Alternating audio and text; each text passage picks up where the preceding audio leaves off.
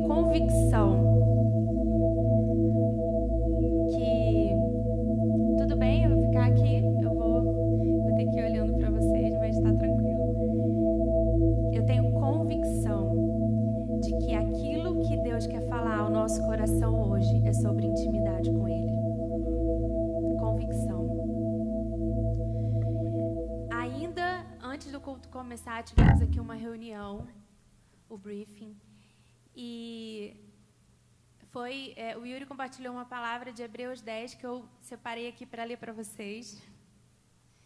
Na hora que a Fer começou a falar aquilo que Deus compartilhou ao coração dela na Conferência dos Sonhos e que tem a ensinado sobre primeiro amor, falei, pronto, pode até continuar a adoração, depois a gente ministra a bênção sobre os irmãos e uma ótima semana.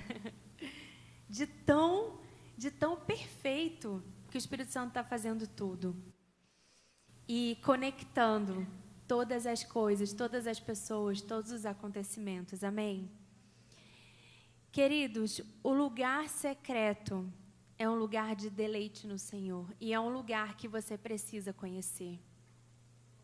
Então eu quero continuar, não é assim, terminou o louvor, estamos agora no momento da palavra, é a continuação.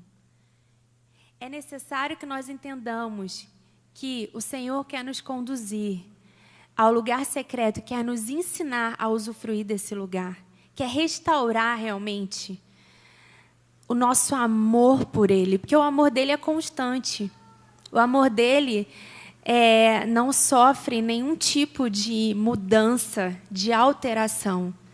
Mas o que o Espírito Santo quer trazer a nós hoje é essa verdade, que Ele quer nos ensinar, nos levar a viver em amor, queimando em paixão por Jesus. Entendendo que Ele é o nosso alvo, o alvo do nosso amor. E o lugar secreto, queridos, é o lugar do nosso discipulado com Deus. É onde o Senhor faz os ajustes na nossa vida. Sendo assim, não existe uma vida cristã cheia da presença de Deus sem essa verdade. Sem que você entenda e pratique o lugar secreto. Entendeu? Não existe. Não existe algo que substitua isso. Não, mas eu venho nos cultos de sábado e domingo, eu estou na célula, isso é uma bênção e o Senhor pode te alcançar aqui. Mas não existe, nada disso, na verdade, substitui o fato de você ir a um lugar para estar a sós com o Senhor. O Salmo 34, o salmista diz no verso 18... que o Senhor está perto dos que têm o coração quebrantado e salva os de espírito abatido. O seu lugar secreto, a sua tenda do encontro, é onde Deus compartilha a visão que Ele tem, a visão dEle, que Ele tem para a sua vida. É onde você é curado, é onde você é moldado, mais do que em todas as outras oportunidades. É onde você é convencido do seu pecado e da sua miséria. É onde os seus inimigos são derrotados, que não são de carne ou sangue, são inimigos espirituais. É onde Deus traz luz às suas trevas, revelando as suas reais motivações, intenções para fazer o que você faz. E Ele te conduz a um caminho de vida. É no lugar secreto, é no seu tempo de exposição diante do Senhor, que o Senhor assume o lugar central na sua vida. E é tão interessante porque nós, até por uma tradição protestante, somos conhecidos como um grupo de pessoas em que a fé, os fundamentos, a base da nossa fé e das Escrituras não nos permite ter ídolos. Nós entendemos o quão isso é errado. Nós colocarmos outros mediadores entre nós e Deus que não seja o próprio Jesus Cristo. Entretanto, existem ídolos disfarçados se levantando no nosso coração, no meio da nossa geração. E quando nós chegamos, como estão essas luzes aqui, quando eu chego na presença do Senhor, a luz dele vem sobre mim como um holofote. Tudo aquilo que é trevas, tudo aquilo que é idolatria, tudo aquilo que é lixo, a luz vai iluminar, eu vou identificar e eu serei purificado. Então, querido, o lugar secreto não é um fundamento religioso legal que a sua avó falava lá em 1900 e tal, porque meu irmão, filho, né? Enfim, como a sua avózinha te chamava, você tem que dobrar o joelho, você tem que agradecer a Deus. Mas, na verdade, o lugar secreto é determinante para você conhecer o Senhor e para você entender o que é santidade, o que é ser purificado e para que Ele, de fato, assuma a centralidade da sua vida. Até mesmo você pode ser um ídolo. Você se idolatrar. Quando suas opiniões, quando os seus argumentos, quando a sua cultura, quando aquilo até mesmo que você aprendeu com alguém está acima do que as Escrituras dizem, isso é idolatria. Então, é nesse lugar que que a luz de Deus, ela ilumina tudo isso e nós conseguimos enxergar na perspectiva do Espírito Santo. Como Deus enxerga. E como a Fer disse aqui muito bem, é o lugar do nosso avivamento. Nós temos livre acesso à presença de Deus. A justificação do pecado, do nosso pecado, não está mais no sacrifício de alguém. Talvez você já conheça até a história. O que significa, o que significava o sacerdote na antiga aliança. Ele era aquele responsável por fazer sacrifícios para que Deus perdoasse o pecado do povo. E Hebreus 10, 19 a 22 diz: portanto, irmãos, temos plena confiança para entrar no Santo dos Santos pelo sangue de Jesus. Por um novo e vivo caminho, que Ele nos abriu por meio do véu, isso é do seu corpo. Temos, pois, um grande sacerdote sobre a casa de Deus. Sendo assim, aproximemo-nos de Deus com um coração sincero e plena convicção de fé, tendo os corações aspergidos para nos purificar de uma consciência culpada. O Senhor tira o peso da culpa. E tendo os nossos corpos lavados com água pura.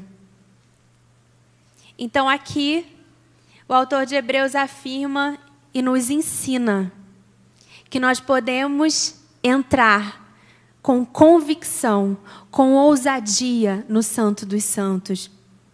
E sabe, meus irmãos, nós olhamos ali e vimos um pouquinho do que Deus derramou na Conferência dos Sonhos. Se você esteve aqui no fim de semana passado, você presenciou. E nós temos entendido que há um chamado desesperador de Deus para nós nesse tempo para buscá-lo. Para voltar às primeiras obras.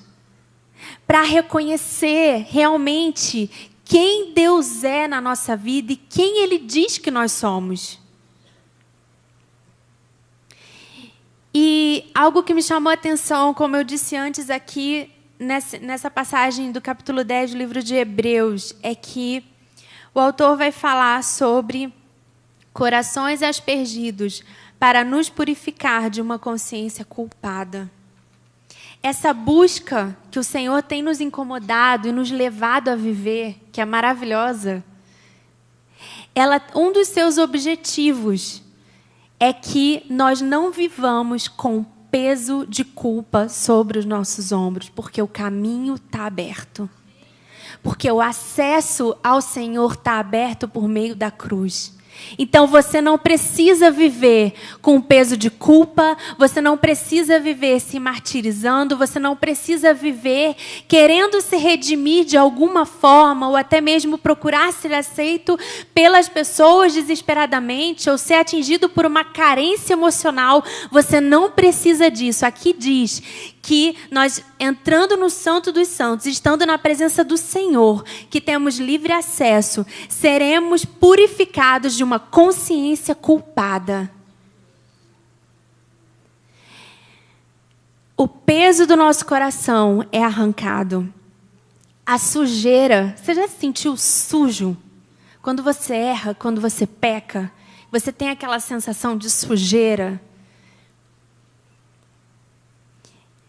O secreto, ele te proporciona sair dessa condição de sujeira, de culpa, de pecado, para uma condição de purificação. Não porque ali você vai se tornar melhor, mas ali você vai se tornar mais parecido com Jesus.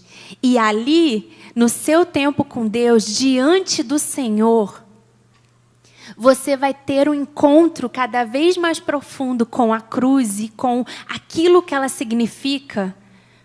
O livre acesso que você tem à presença de Deus, que não tem como você não ter uma vida leve, sem culpa, sem sujeira, sem peso. O fardo do Senhor é leve. Amém? É na presença de Deus que somos lavados, é na presença de Deus que somos purificados. Precisamos nos expor à presença de Deus. A Bíblia nos convida, nós lemos aqui, devemos ter plena confiança para entrar no Santo dos Santos pelo sangue de Jesus, por um novo e vivo caminho que Ele nos abriu. Entrar na presença de Deus e encontrá-lo. E ouvi-lo. Se o diabo tem colocado um peso nos seus ombros de vergonha, não, eu não vou ter essa vida de oração, né? O pastor Gilson até tudo bem, o pastor Gilson é pastor, mas eu tenho os meus pecadinhos de estimação, os errinhos do dia a dia, né? Fazer o quê? Ninguém é perfeito. Você já ouviu isso? Queridos, preste atenção. Não é pastor Gilson, é você. O Senhor chama você. Você tem livre acesso. Você deve ter plena confiança para entrar no Santo dos Santos. E sem peso de culpa, sem peso de vergonha, sem condenação. Porque aquele que está em Cristo é nova criatura. Sem condenação. Eu tenho sido muito ministrada por uma canção que nós cantamos aqui na conferência chamada Eternidade. E tem um trecho dessa música que está baseado em Romanos capítulo 8, que fala que Deus não nos ama mais por tudo o que já acertamos. E nem nos ama menos pelas vezes que nós erramos. Estamos bem certos, antes do início e até depois do fim, Ele vai nos amar. Estamos bem certos de que nada irá nos separar do amor de Deus. Sabe, meus irmãos, quando a gente desenvolve a prática de estar na presença do Senhor, de nos expor a Ele, esse amor salta aos nossos olhos e nós entendemos que o que realmente é graça, nada pode te separar do amor de Deus. Nada. Repita comigo. Eu posso entrar com ousadia na presença de Deus, pois o caminho foi aberto pelo sangue de Jesus. Nós somos purificados, nós somos moldados, nós sepultamos a velha natureza no lugar secreto. O Senhor se revela a nós e nós ouvimos a sua voz. Você já ouviu a voz de Deus? Tem aquela música aí, Elaine da Todinho? Ouça um pedacinho dessa música. Faça dela a sua oração. Pode fechar os seus olhos.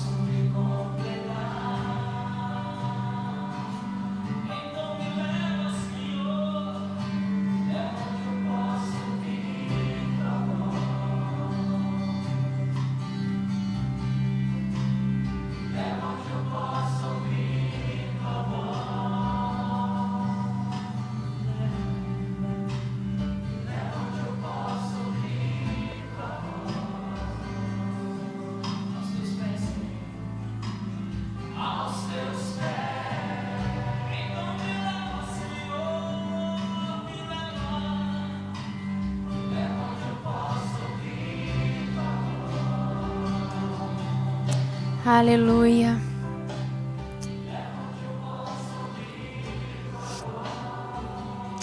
Essa é a nossa oração, amém?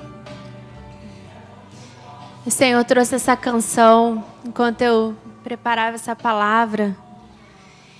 E essa foi uma das primeiras músicas que me impactaram. Essa música é antiga. Quantos aqui conhecem essa música? Bastante gente. Eu tinha 15 anos de idade quando eu escutei essa música. Muito tempo, né? Tô com 34, gente. Muito tempo. E eu lembro que eu era recém-convertida. E era uma época que essa equipe, né, o Filhos do Homem, São do Sul, tinha também David Keelan. Era uma época que começou a se falar de adoração extravagante, de se derramar na presença de Deus, pelo menos para nós, né, daquela geração. Os avivamentos acontecem em toda a história da humanidade. Mas eu lembro que a minha geração de adolescente começou a escutar através dessas pessoas.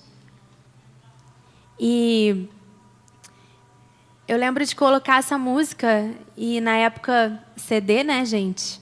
Aí você colocava para ficar tocando a mesma música. Nem lembro o nome do botãozinho, mas tinha um negócio. Aí ficava na mesma música, né? Repeat, sei lá. E aí eu sei que essa música, ela me traz aquela cena. Enquanto eu preparava essa palavra, eu falei: Deus, eu preciso voltar àquele lugar.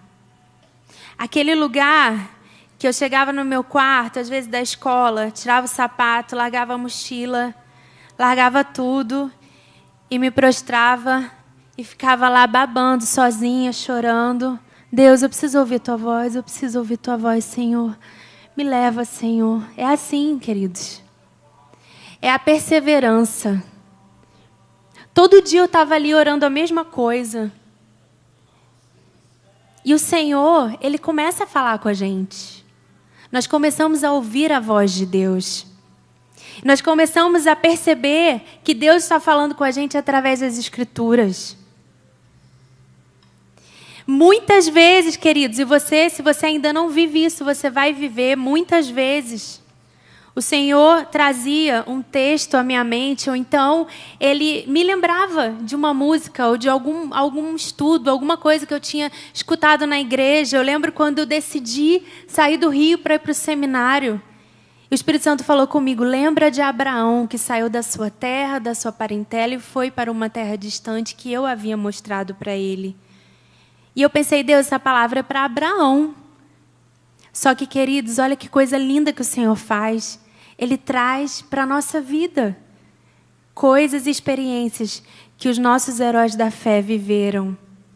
Creia que o Senhor fala com você através das Escrituras. O Senhor fala com você audivelmente. O Senhor fala com você em sonhos espirituais. O Senhor vai falar com você. Nós estamos aqui entendendo essa verdade, nos comprometendo a ouvir a voz de Deus. Você não vai andar por aí segundo a opinião de alguém. Você não vai andar por aí perdido. Você não vai andar por aí seguindo a blogueira ou o Instagram de alguém. Você vai andar, caminhar e fazer suas escolhas baseados na voz de Deus. Aquele que te criou, aquele que sabe para o que você serve, aquele que tem um manual ali, sabe exatamente cada coisa da sua vida, do seu coração, da sua personalidade. É ouvindo o Senhor que nós ganhamos vida e conseguimos trilhar caminhos de vida. Então, queridos, as muitas distrações acabam quando eu estou diante daquele que realmente a voz dele é que me interessa. Daquele Todo-Poderoso, do meu Pai. Deus fala conosco. Eu queria saber quem aqui ainda não casou. Levanta a mão. Quem está solteiro. Quem ainda não casou e não tem filhos também. Não casou e não tem filhos? Não, gente, tem gente que, né? Tem filhos. O Senhor, Ele quer trazer para vocês. Foi interessante isso. Que eu estava lembrando do apóstolo Paulo, as orientações do apóstolo Paulo sobre, lá em 1 Coríntios, sobre aqueles que se casam, aqueles que vivem para o Senhor. E essa é uma palavra muito específica para você, que tem a sua vida ainda para você e para o Senhor, digamos assim. O Senhor, Ele quer te revelar coisas que serão marcos para você, para o resto da sua vida. Alicerces, bases, fundamentos, direcionamentos relevantes para você, para o resto da sua vida. Esse tempo que você está vivendo, de ter a sua agenda mais livre, ele não volta. Depois, nós temos mais compromissos, mais afazeres, e é natural que seja assim. Sabe, meu irmão? Pegue a sua agenda, pegue o seu tempo. Você que ainda tem flexibilidade. É algo muito específico para você que tem a agenda nessa condição. Gaste tempo na presença de Deus. Não que os casados e os pais, etc., não vão gastar, hein, gente? Em nome de Jesus. Senão vão chegar, a pastora Carol falou lá no culto que não precisa orar tanto, é só os solteiros. Não é isso. Mas existe algo que Deus quer derramar sobre você, solteiro, nesse tempo. Amém? Fala assim, eu recebo. Amém. Glória a Deus. Êxodo 33, 7 a 11, se você puder abrir.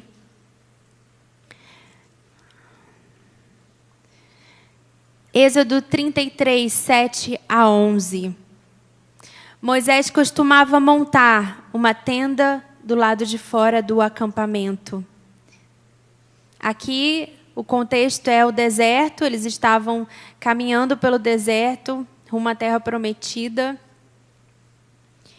E Moisés, o líder daquele povo, montava uma tenda do lado de fora do acampamento de todo o povo, e ele a chamava de tenda do encontro. Quem quisesse consultar o Senhor, lá ia à tenda. fora do acampamento. Sempre que Moisés ia até lá, todo o povo se levantava e ficava em pé à entrada de suas tendas, observando-o até que ele entrasse na tenda. Assim que Moisés entrava, a coluna de nuvem descia e ficava à entrada da tenda, enquanto o Senhor falava com Moisés. Quando o povo via a coluna de nuvem parada à entrada da tenda, todos prestavam adoração em pé, cada qual na entrada de sua própria tenda. O Senhor falava com Moisés face a face, como quem fala com o seu amigo. Depois Moisés voltava ao acampamento. Queridos, essa palavra fala da tenda do encontro. Nós sabemos também que em toda a Bíblia há registro de pessoas tendo encontros verdadeiros com o Senhor. Inclusive Jesus, nós conhecemos um pouco da trajetória de Jesus em oração nessa terra. E em várias passagens dos evangelhos, ele despedia a multidão e ele ia sozinho para um lugar orar. Muitas vezes ele ia à tarde e anoitecia e ele ainda estava lá orando. Então, percebendo isso, a gente entende que é possível. Que é possível termos encontros profundos e verdadeiros com Deus. E a Bíblia ainda nos garante, através da experiência que Jesus teve com Marta e Maria, que a melhor parte, ela nunca nos será tirada. Ela nunca nos será tirada. Aquilo que ouvimos de Deus, aquilo que Deus estabelece, os fundamentos do Senhor, aquilo que Ele nos direciona, isso é algo que fica impresso no nosso coração. Isso não pode ser tirado. E nós vamos falar aqui da passagem de Mateus, capítulo 6, versos 5 e 6. Você não precisa abrir, escuta que eu vou ler para você. E quando vocês orarem, não sejam como hipócritas. Jesus estava falando para dos fariseus aqui nesse caso. Eles gostam de orar em pé nas sinagogas e nas esquinas a fim de serem vistos pelos outros.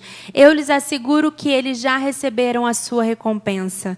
Mas quando você orar, vá para o teu quarto, feche a porta e ore a seu pai que está em secreto. Então seu pai que te vê em secreto o recompensará.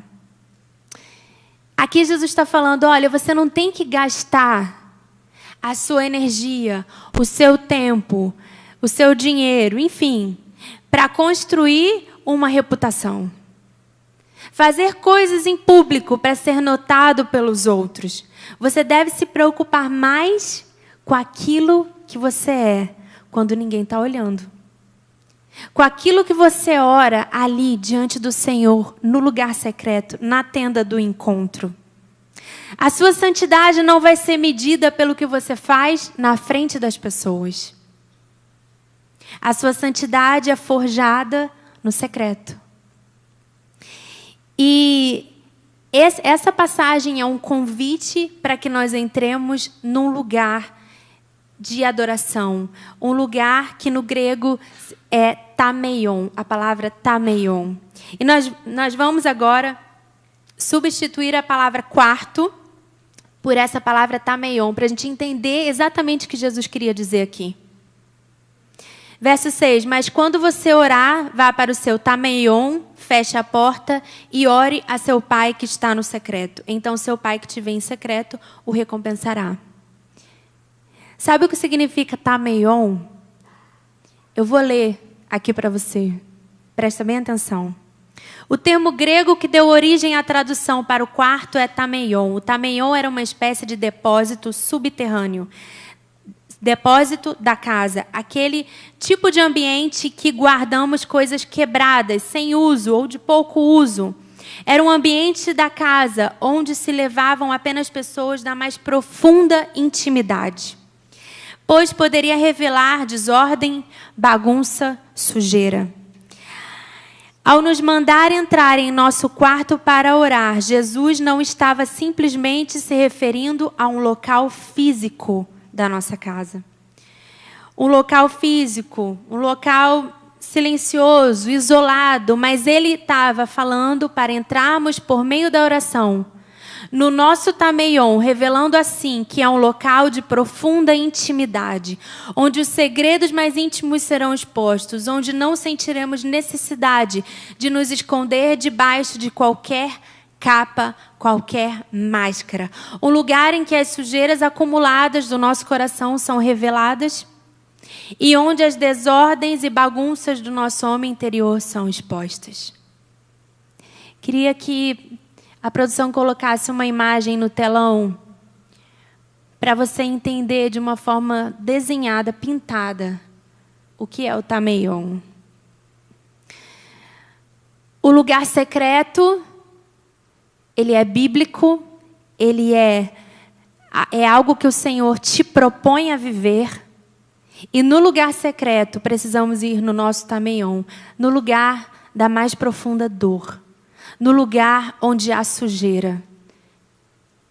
E Jesus, ele tira as nossas máscaras e ele entra nos cômodos mais escuros, nos cômodos mais escondidos da nossa vida. Pode deixar a imagem. O Tameion é um ambiente dos segredos íntimos. Só entrando ali, só entrando nesse lugar de profunda intimidade, é que o nosso Pai traz ordem para a desordem do nosso coração. Ele joga fora aquilo que está sujo. Ele tira aquilo que é lixo. Nós oramos ao Senhor, nós pedimos ao Senhor para habitarmos na sua presença todos os dias da nossa vida.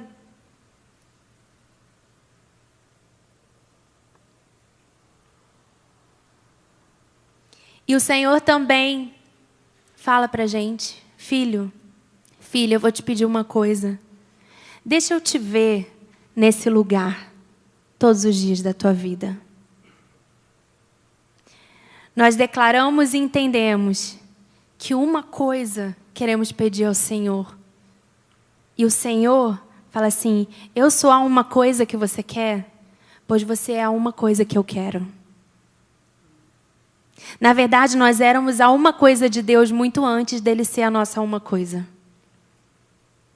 Ele dá o primeiro passo. Ele nos espera.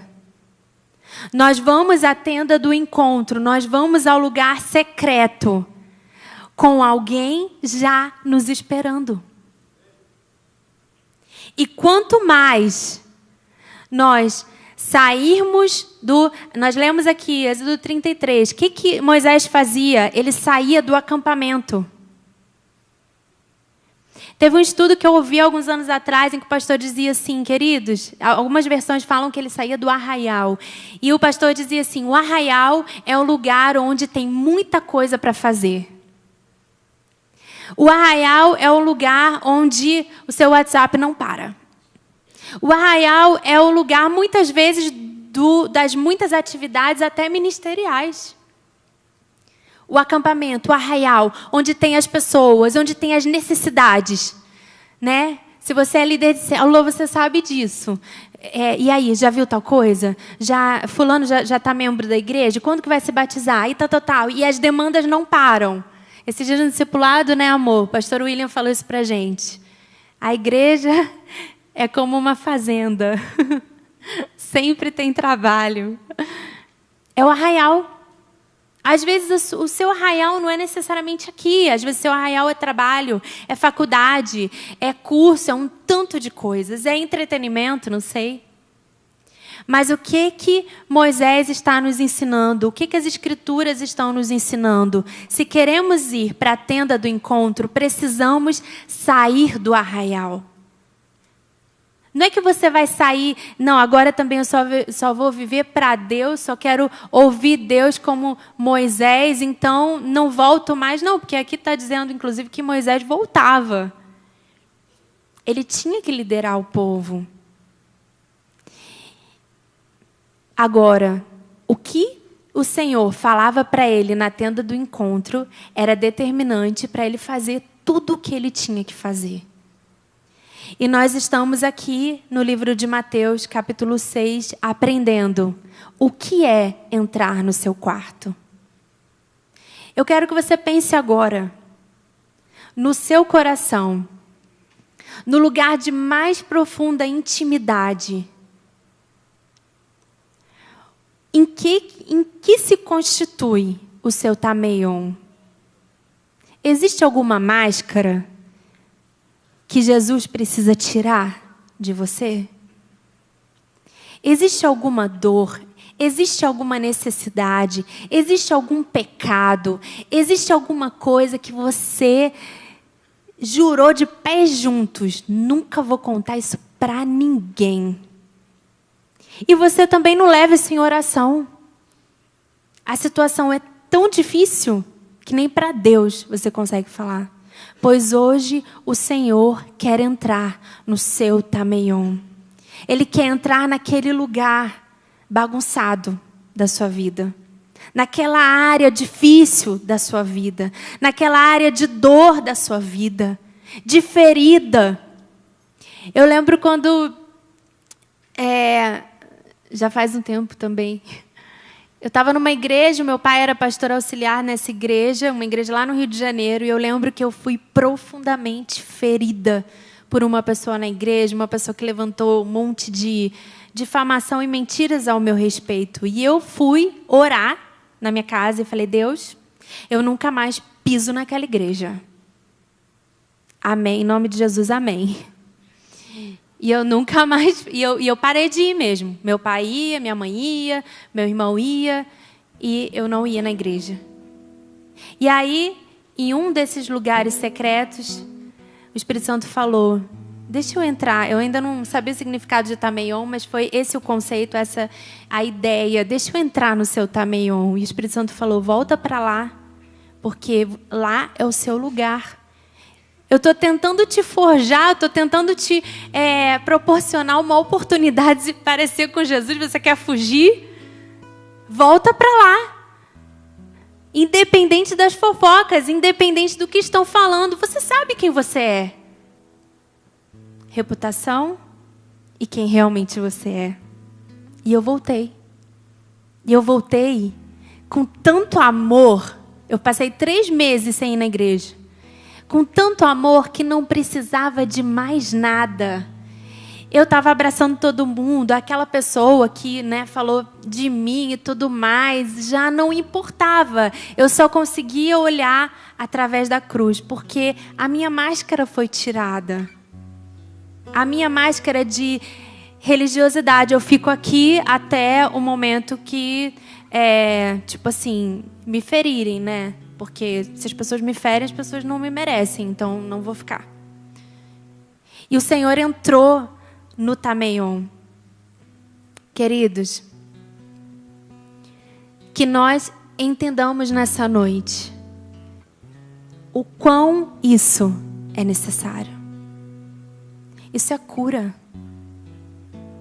Isso aqui, você não consegue nem exercer ministério. Às vezes você está no ministério, você é líder, você é supervisor, não sei. Você não consegue exercer ministério livremente, da forma como o Senhor quer que você viva e sonha que você viva, sem passar pelo tameion, sem ter experiências profundas, reais com o Espírito Santo, que vão te trazer base, que vão te trazer alicerce, que vão te trazer consistência.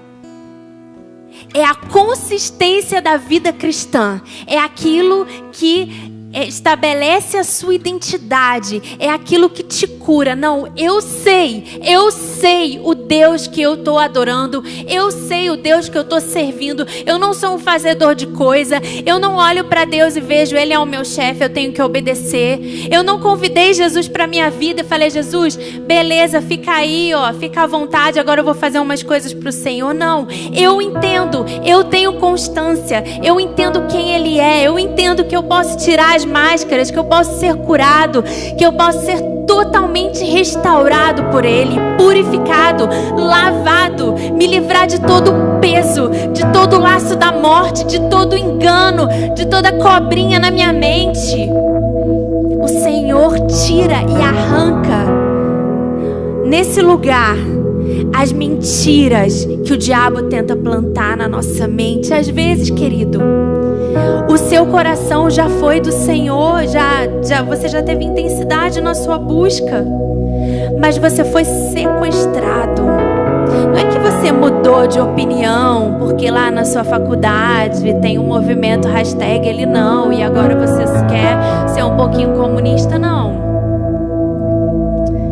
A questão é, se o seu coração se você não entende isso, se você não quer, não importa o custo, viver isso, o seu coração foi sequestrado. Não é ideologia, meu irmão. Não é, que eu comecei a relativizar, é fase. Não, o seu coração foi sequestrado e o Senhor quer pegar ele de volta. O Senhor quer pegar o seu coração de volta, porque é dele que você precisa. Você não precisa de ideologia, você não precisa de movimento, você não precisa nem de militância. Você precisa do Senhor. Você precisa ser curado, restaurado, ter um encontro com Jesus. É isso que nós precisamos. É isso que nós precisamos. E essa será uma marca nessa geração. Essa será uma marca na sua vida. Essa será uma marca em nós, porque quando nós encontrarmos aquele lá ferido, aquele abatido, igual essa pessoa da pintura, nós saberemos, olha, tem um caminho. Como a Marcela compartilhou aqui, tem um caminho.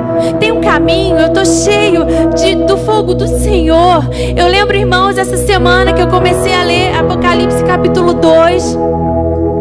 E eu li aquilo, voltar às primeiras obras. Eu perguntei, Senhor, o que eram as primeiras obras da igreja de Éfeso? Era a oração?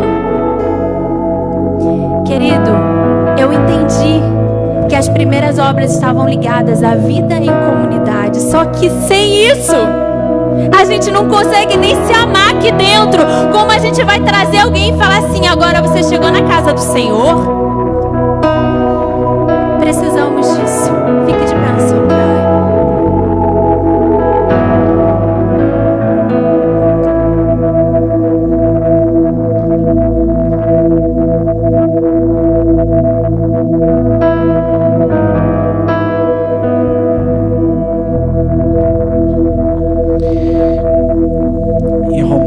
Capítulo 12,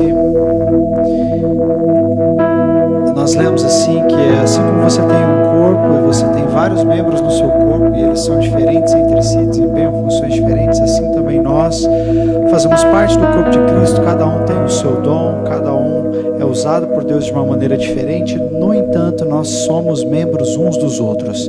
Diga comigo, eu sou membro do meu irmão. Você não é membro da primeira igreja batista. Você é membro da primeira igreja batista. No sentido real, quando Deus vê você, Deus não vê você membro de um prédio, ou membro de uma instituição, ou de um CNPJ. Deus vê você membro da pessoa que está aí do seu lado. E as primeiras obras dizem respeito a isso, a esse tipo de unidade, esse tipo de vínculo. Sabe por quê? Porque o avivamento não é uma coisa de uma pessoa. O avivamento é algo que Deus derrama sobre o corpo. Não tem, sabe, esses dias eu estava em férias e meu pai falou assim, cara, vamos tirar um dia e vamos pescar. E a gente foi pescar. E aí eu estava de camiseta e esqueci de passar protetor solar. Quando eu cheguei em casa, tirei a camiseta, eu estava vermelhíssimo da manga da camisa para baixo. Estava ridículo. Meu bronze. Estava ridículo. Deus não derrama um avivamento sobre uma parte do corpo e depois fica um negócio desigual, ridículo. O braço queimou, mas o resto do corpo não. Não faz sentido. Quando Deus derrama sobre nós. Essa deve ser a nossa oração. Gabriel pode orar, Deus derrama sobre mim, mas uma oração mais nobre para o Gabriel fazer é: Senhor, derrama sobre nós, derrama sobre a nossa casa, derrama sobre a nossa família, porque você não é membro sozinho, você é membro do meu corpo. Eu sou membro do Mitiel, e o Mitiel é membro do Pet, e o Pet é membro do Gus, e o Gus é membro do Gus. Nós somos membros membros uns dos outros. Essa busca, esse alvo é nosso. Amém? Você não está numa igreja onde o seu pastor clama por avivamento e aí algumas pessoas da banda também clamam por avivamento. Tem um cara ali atrás, um líder, que ele também clama por avivamento. Não, todos nós vamos perseguir o mover de Deus sobre a nossa vida e sobre a nossa igreja. Amém? Nós vamos tomar a ceia do Senhor agora. E as pessoas já estão posicionadas. E eu quero dizer, quem é que pode tomar a ceia? Nós entendemos como comunidade que pode participar da ceia do Senhor aqueles que já são do Senhor, já aceitaram a Jesus, já se converteram a Jesus e passaram pelas águas do batismo. Se você recebeu a Cristo, entregou seu coração a Ele e foi batizado, então eu quero convidar você a participar da ceia conosco. Se você é de uma outra igreja, mas está em comunhão com a sua igreja, também vai ser uma alegria ter você participando da ceia conosco. Então o pessoal já pode ir distribuindo. Nós nunca tiramos a bandeja de alguém, né? A Bíblia diz: examine-se, pois, o homem a si mesmo, e então coma, ou então beba. Isso quer dizer que o momento que nós tomamos a ceia é um momento de autoanálise. Você olha o seu próprio coração e diz assim: Senhor Jesus, eu quero deixar isso para trás hoje. Eu não quero comer e beber do corpo do Senhor para minha própria condenação. A Bíblia diz que quem faz isso levianamente, quem come e bebe do corpo e do sangue, faz isso para a própria condenação. Isso é algo sério. Não quero que você faça isso. Quero que, no entanto, você diga: talvez eu não esteja no meu melhor momento, mas eu vou agora, com esse pão, com esse cálice, eu vou confessar meu pecado ao Senhor Jesus. Eu vou dar meia volta, eu vou começar de novo. Porque é isso, o Evangelho é isso. O Evangelho é um convite a começar de novo. Então, a banda vai estar ministrando e eu vou fazer uma oração. Enquanto isso, os elementos vão estar sendo passados, e aí você vai poder pegar o seu pão e o seu cálice. Amém? E aí então nós vamos tomar a ceia e já vamos encaminhar para o final.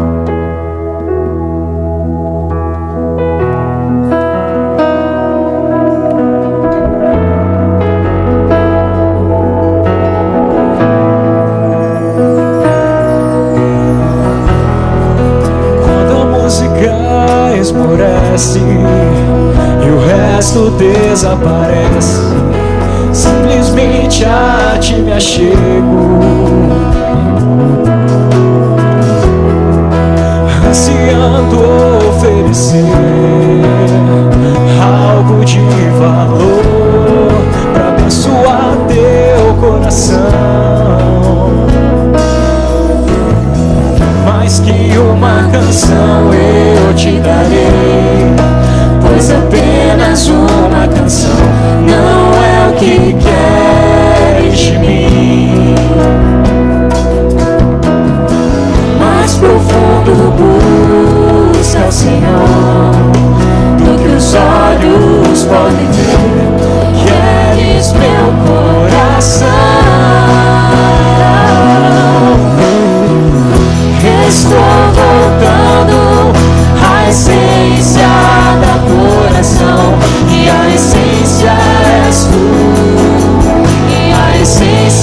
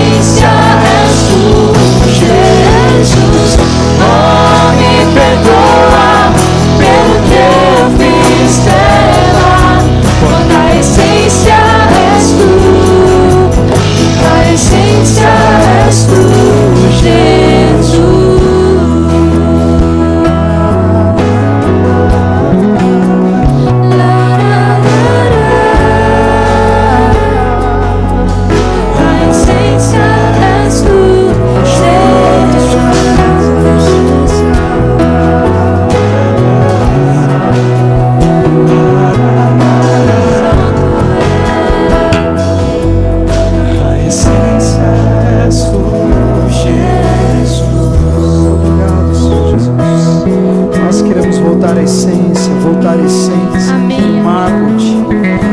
Queimar por Ti, Senhor. Não abrimos mão, Pai, de vivermos tudo aquilo que o Senhor conquistou para nós na cruz do Calvário. E nessa noite nós celebramos a ceia como um memorial da morte do Senhor Jesus, mas um memorial de que nós somos membros uns dos outros. E de que este alvo que nós temos de queimar no Espírito Santo não é alvo de um ou de outro, ou de uma célula, ou de um grupo pequeno de pessoas, mas é o nosso alvo como corpo, amém?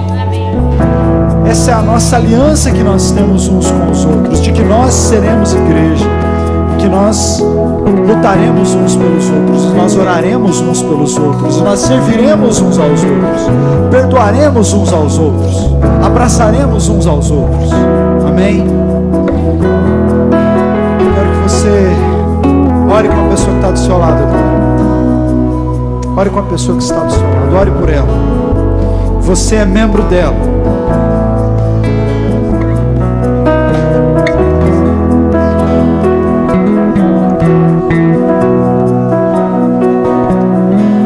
Senhor Jesus, nós queremos orar agora pelo corpo, ó Deus. Oramos pela igreja. Oramos, ó Deus, uns pelos outros, para que o nosso coração saiba, ó Deus, e esteja aliançado com essa verdade de que nós não somos pessoas desconectadas, mas nós somos um corpo. Queremos viver, ó Deus, a Tua vontade, o Teu querer juntos. Senhor, ó Deus, nós colocamos a vida da liderança dessa igreja, dos pastores dessa igreja. Oramos, ó Deus, porque somos membros uns dos outros. E, ó Deus, nós sabemos que nos últimos tempos o inimigo tem investido pesado contra as nossas famílias, as famílias da liderança da igreja. Nós oramos para que, ó Deus, toda seta enviada do inferno contra esta igreja, contra as famílias dos líderes, dos pastores, as famílias dos líderes de célula, as famílias dessa igreja, está repreendida em nome de Jesus. Nós fechamos as portas para o inimigo. Nós dizemos em nome de Jesus: bata em retirada. Você não tem espaço no nosso meio. O Senhor Jesus reina neste lugar, e a luz do Senhor Jesus está sobre nós. Nós vivemos na luz, ó Deus. Então expulsa todas as trevas. Ó Deus, nós oramos por cada casamento dos nossos líderes. Oramos pelos filhos, oramos pelas famílias, oramos, ó Deus, pela parte financeira, oramos pela saúde emocional da nossa liderança. Senhor, em nome de Jesus, nós não aceitamos que nenhum líder desta igreja, ó Deus, nós não vamos perder ninguém, nem para o diabo, nós não vamos perder ninguém para o pecado, nós não vamos perder ninguém para a depressão, não queremos perder ninguém para o estresse, não queremos perder ninguém para o burnout, em nome de Jesus. Nós queremos, ó Deus, abraçar essa comunidade com as nossas orações, dizendo: Senhor, nós somos um corpo, e nas nossas veias corre o mesmo sangue.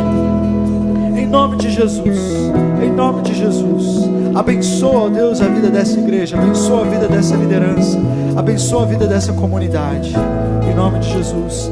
Alguém não recebeu o pão ou o cálice, levante a sua mão. Se alguém não recebeu o pão e o cálice, nós vamos chegar até aí bem rapidinho. Uma pessoa já tem aqui, mais alguém? Todos receberam. A palavra de Deus diz assim, que na noite em que Jesus foi traído, Ele tomou um pão e Ele repartiu e deu aos seus discípulos. E Ele disse: este é o meu corpo que é repartido por vós. Fazei isso todas as vezes que vocês comerem, em memória de mim. Em memória de Jesus, comam o pão.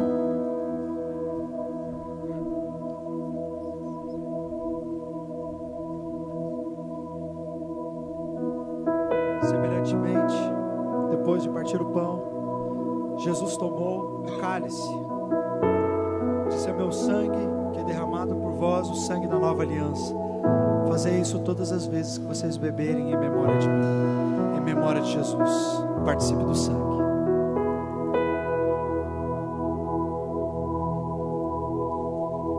Deus, obrigado, Pai, pelo privilégio que é fazer parte de uma igreja, pelo privilégio que é fazer parte de uma família, de um lugar que valoriza a Tua palavra, que não negocia princípios e que quer o Senhor acima de tudo. Ajuda-me a melhorar essa igreja, a fazer dessa casa uma casa de oração para todos os povos. Ó Deus, ajuda-me, Senhor, a cooperar com este corpo na minha busca por avivamento.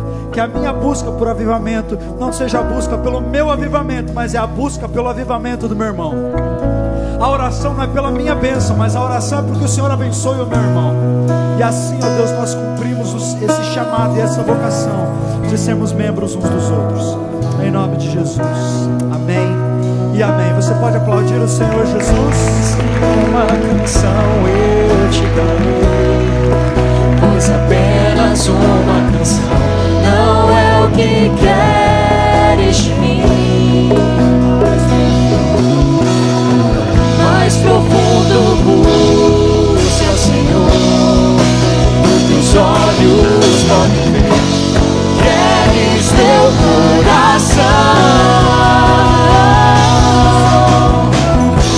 Estou voltando à essência da adoração, e a essência és tu, e a essência és tu, Jesus.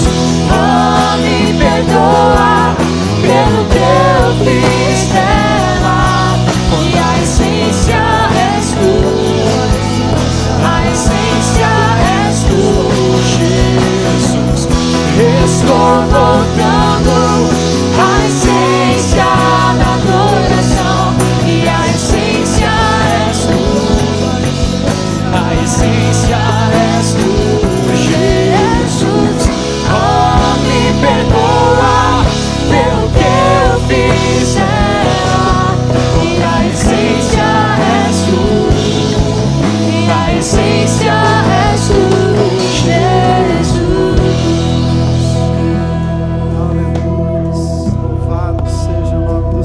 Amém. Aleluia.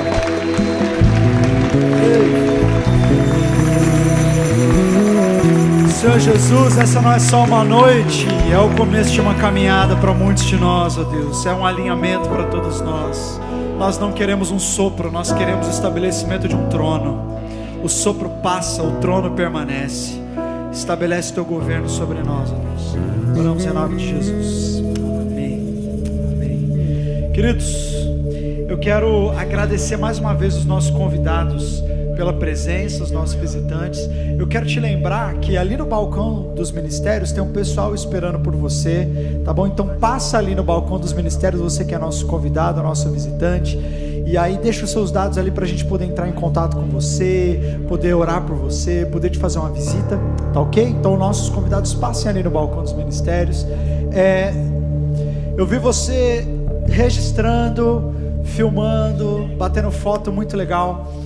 Quando você postar, coloca lá @culto de sábado pra gente poder repostar você também. E fica a dica, né? Sempre tá ajudando a nossa equipe e isso é muito bom. A gente tem abençoado muitas pessoas durante a semana, então marca a gente lá que vai ser bênção. Eu quero que você dê uma salva de palmas para todo mundo que trabalhou para fazer esse flame acontecer. Que legal, que legal. Ontem à noite, às 9 horas, a gente tinha um time de umas 15 pessoas arrastando cadeira, montando instrumento, passando cabo. O pessoal da produção incrível, Todinho, Joey, Elaine, sensacional. O nosso time de conexão hoje foi incrível, com o Pepe e com a Kali, lideraram lá fora. Montaram todos os times, foi excelente, foi sensacional. O pessoal do Raízes, vocês geralmente veem o pessoal dançando aqui, né, quando a gente usa a plataforma. E eles falaram assim, não, a gente vai adorar na intercessão. A gente não vai dançar hoje, mas a gente vai estar intercedendo lá no fundo. Então, cara, que lindo a mobilização de todos. Eu quero convidar você a ser um voluntário também no culto de sábado, participar desse movimento com a gente, que está sendo muito legal. Procura a gente, ok? A gente vai encerrar com uma canção. E logo depois, quero todos os voluntários aqui para a gente fazer o debrief bem rapidinho. E eu quero te convidar, se você quer ser um voluntário do culto de sábado, já ajuda a gente a arrumar depois aqui, que amanhã tem culto, a gente vai deixar tudo no lugar. Amém? Senhor Jesus, obrigado por essa noite, ó Deus. Nós queremos queimar por Ti, ó Deus. E nós agradecemos porque nessa noite o Senhor soprou esse fogo sobre nós mais uma vez. Nós te pedimos que ele continue queimando amanhã e depois, e depois, e depois, e depois, e depois. E que cada momento aqui reunidos como igreja sejam momentos proféticos. É a nossa oração. Leva o teu povo em paz, em nome de Jesus. Amém.